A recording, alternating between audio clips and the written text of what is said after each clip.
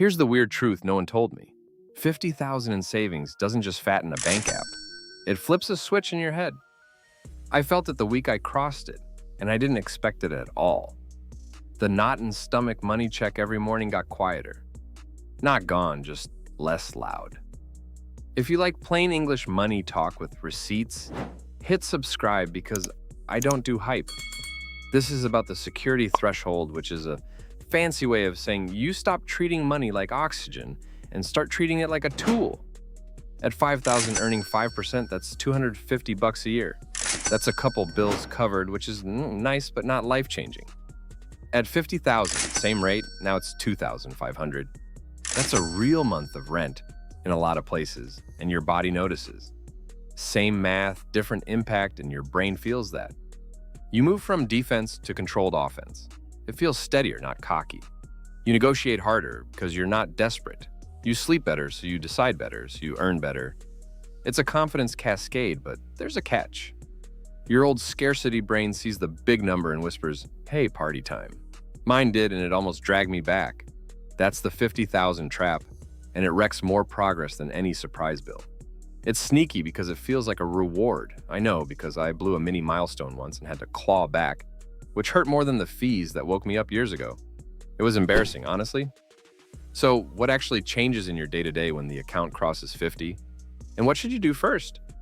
Stick with me, because the first move after the high five matters more than the milestone itself. Before 50, I was playing money dodgeball. Everything felt urgent and risky. After 50, I could breathe. And that breath changes how you play. You don't swing wild, you set rules. Rule 1, keep the habit that got you here, don't loosen it. Automation stays on, even if you tweak the amounts. Rule 2, define the job of each dollar, or the dollars will find hobbies you didn't plan. Cash for safety, cash for near-term plans, and money for growth. Rule 3, respect the market, but don't fear it. When you're not paying rent with your emotions, red days look like a sale instead of doom. Here's my internal fight, though. I love seeing the big number sit there, looking strong. But sitting too long can turn strength into sludge. Cash drag is real, and so is panic buying. I've felt both, and they sneak up on you. That's why I build a simple checklist before I move a dime. I check that I have a real safety cushion. I keep grabbing my match at work if I have one. I make sure I understand the risk before I chase the return. One question for you, and answer it honest in your head right now. If your account dropped 10% on paper tomorrow, could you stay calm because your safety bucket is sealed? Next, let's make the bucket simple so you always know what to touch and what to leave alone. Okay, practical time across this messy kitchen counter. I use plain names because I hate fancy labels. Safety stays safety. Near-term plans stay near. Growth is growth. For me, the safety bucket lives where I can reach it fast and sleep at night. That's the part that turns job loss into inconvenience instead of emergency. Near-term is the big stuff lane. Car repair, moving, that trip you actually want, not the impulse one. I feed this with a small auto transfer like clockwork. Growth money is the patient lane. It rides the ups and downs on purpose. When I'm tempted to blur the buckets, I remind myself of the 50,000 trap, because feeling safe can trick you into sloppy. I also do a quick pre-spend script in my head. What is the real job of this dollar? And does this use pass my future self test?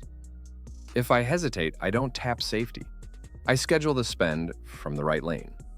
It's boring, but boring beats panic. And yeah, sometimes I mess up and move too fast. Then I move the money back and write down why I slipped so I don't repeat it. Would a simple 3-lane map help you stop mixing emergency cash with fun money when life gets loud? Now let's talk about the quiet superpower at 50 that most people don't see until it hits their relationships and career. Here's the part that surprised me. 50 didn't make me flashy, it made me picky. I stopped buying noise and started buying time. That's strategic patience. When the base is solid, you can make moves that take months or years to pay off. You can leave a bad job without burning your life down. You can say no to sketchy opportunities because you finally feel what risk really costs. Wealth paranoia kicks in a bit, in a good way. You read the fine print. You side-eye the hot tip, and your circle shifts. Some people cheer, some get weird. I've felt guilt too, like, Who am I to be okay when others are struggling? But being stable means I'm not a burden and I can help with boundaries. Big reminder, 50,000 is not the finish line. It's the start of playing offense with a helmet on. If this hit home, subscribe because I'll keep walking you through the next steps without fluff. Thank you for watching and hanging with me. What one change will you make this week to use your 50 the smart way instead of the loud way?